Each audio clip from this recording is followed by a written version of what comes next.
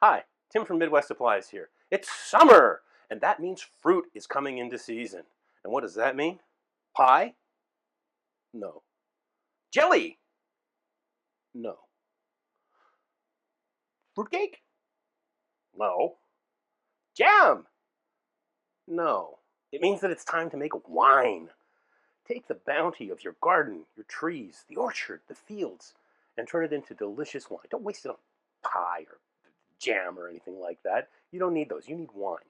Now today I am working with a couple of fruit wines, and I'm going to give you some tips. So this fruit wine contains the leftovers from my freezer. I do this every year when new fruit season comes in. Anything that's left over in my freezer, I make a batch of jumbleberry wine. This contains blueberries, raspberries, strawberries, and some white peaches that I got, and I peeled them and preserved them and did a bunch of things with them, but I had a bunch left over. So that all went in there. And when I make fruit wine, the first thing I do is take the raw fruit, freeze it, thaw it, and then bury it in sugar. And what happens when you bury it in sugar is the sugar will increase the osmotic pressure on the fruit itself, burst the cells, and all the juice will come out, and your yield goes way up and you get all the good stuff out of it. So I did that. I buried the fruit in sugar, left it for about 5 days. It doesn't go bad and it doesn't ferment because when it's buried in sugar, the osmotic pressure is so high that not only does it burst the cells of the fruit, it also bursts the cells of any spoilage organisms or yeast. It can't go bad. This is why sugar never spoils on your counter. Not only is it too dry, a bacteria lands on it and just explodes, which is a good thing. Now, after that, I watered it down to the fermentation level that I want. I'm going to get 5 US gallons, 19 liters out of this. So it's about 6 gallons to compensate for the fruit. I might have to water back a bit after I press this stuff out, but I can worry about that later. Measured the specific gravity, added some yeast nutrient, going to pitch my Lalvin EC 118 champagne yeast on it, and it's going to be great. What I have here is something special.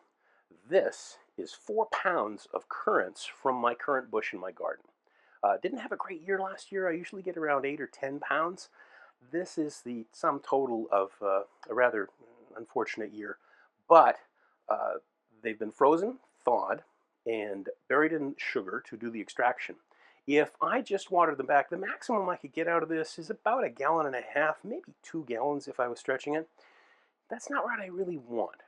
Besides, currants are very flavorful. If you've never had a black currant, they are one of the strongest flavored fruits you can imagine. They are zangy with flavor. Really nice green leafy notes.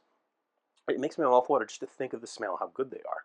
In order to get the most out of these black currants, I'm going to do a little trick that I've been using for at least 25 years. I'm going to treat them like an adjunct and make a wine kit on top of them.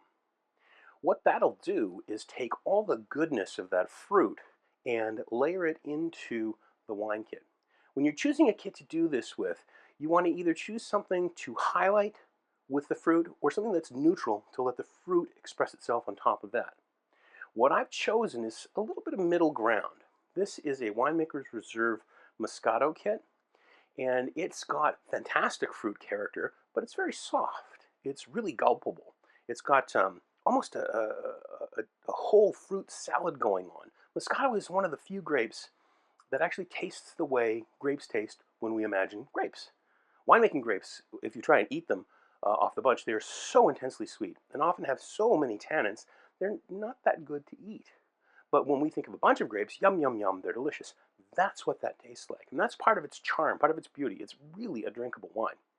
So between the zangy character of the currants and the deliciousness of that Moscato, I am going to get 6 gallons of really delicious, deep pink, probably verging on light red wine with that wonderful currant leafy character.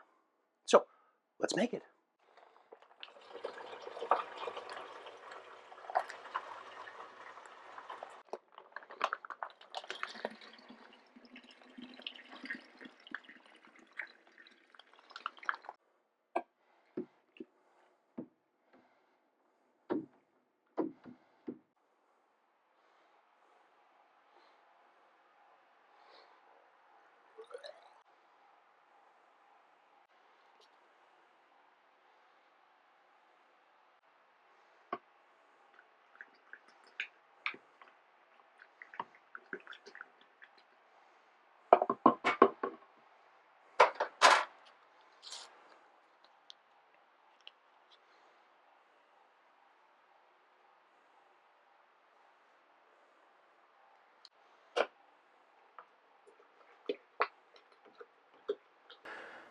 And that's pretty much it.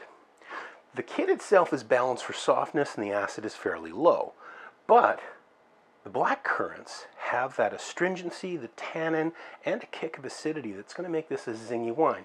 So it's going to be like a pink Moscato by the time we're done, but it should have a real kick, really good flavor, and I'm looking forward to having it in just a few weeks on my patio, probably 3 or 4. Fruit wines, because of the nature of the fruit, generally drink better younger. Some of them age out nicely, they do a good job, but if you want to capture the essence, the flavor, the aroma of that fruit, they're not for long aging. They're for enjoying right away. So 3 or 4 weeks from now, I'm going to assess this, stabilize it, clear it, and hopefully get it into the patio before the end of the summer.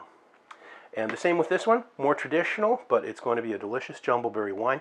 This one's a bit stronger. I've got the specific gravity kicked up a bit. So it's probably going to require a little tiny bit more aging. Probably good for the fall, sort of a harvest wine, and maybe through Thanksgiving and for Christmas at the dinner table. So that's fruit winemaking with Master Vintner, both traditional and the Tim Vandergrift shortcut method that turns out to work fairly well. That's it for today. Happy winemaking. And remember, with Master Vintner, you can uncork something special.